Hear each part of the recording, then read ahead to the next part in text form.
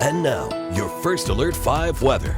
Hey everyone, the jet stream is dragging some ample Pacific moisture. You can almost taste the ocean and some of these snowflakes a little later on. As it crosses across the state tonight, we then get some moisture headed into our neck of the woods. But some of the snow totals from whatever's fallen this morning into tomorrow morning is going to range from about 6 to 10 inches at Wolf Creek Pass and Telluride. So the San Juan's southwest flow tends to favor them.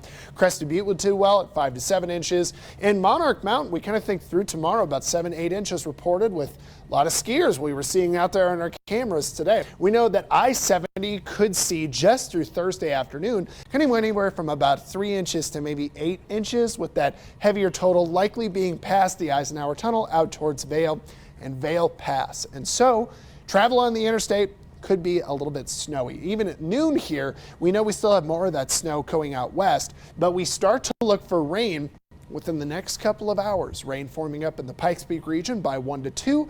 We then turn that rain really quickly to snow in Teller County up over the mountains, and we do that pretty quickly for Black Forest and Monument. Woodland Park is probably all snow by 3 o'clock, but Monument, Black Forest, maybe it takes until like 3 to 4 to get the snow change. And for Colorado Springs, more of the city is trying to go from rain to snow through 5 and 6 o'clock. Pueblo, we keep that rain going through 6, but we are going to drop in a cold front that should overnight eventually drag some of this back to snowfall. Now, meteorologist Alex O'Brien will touch on this more through the evening shows, but we're going to have that road temperature stay pretty warm through the start of this event. I mean, by 9 o'clock in the Pikes Peak region, Monument is below freezing, but Colorado Springs broadly is above freezing. Highway 50 is well above freezing. And then after midnight, we're finally starting to talk about more of the Pikes Peak region, either at or below freezing on the pavement, which could then mean icing issues and just general accumulations looking better the later we go into the night. Now, your temperatures after noon here are going to be taking a trend down from today back into Thursday. That could allow for, like we said, some icy, slushy, snowy roads to be slick overnight into tomorrow morning.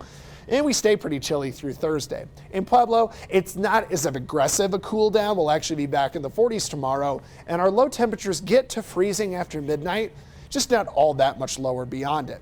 7-day forecast is coming up in a second, but this kind of highlights how the snow looks on the interstate. 6 to 10 inches Monument, and then generally a lot less as you travel south across Colorado Springs, with Pueblo, Canyon City, and a lot of the Highway 50 corridor very well seeing snow overnight, but just not really getting much accumulation.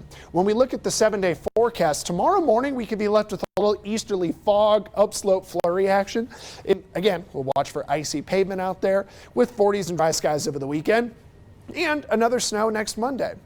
Pueblo, rain to snow overnight, but not much accumulation. That being said, we do get below freezing, and so tomorrow morning, if it's wet and not treated, well, that road could be a little icy. It's very similar in Canyon City. If that road hasn't been treated and it's wet tomorrow morning, it could have ice on it. High with 50s through the weekend. Woodland Park, we'll have a nasty evening commute. We'll have snow through tomorrow morning, and we have more snow on Monday.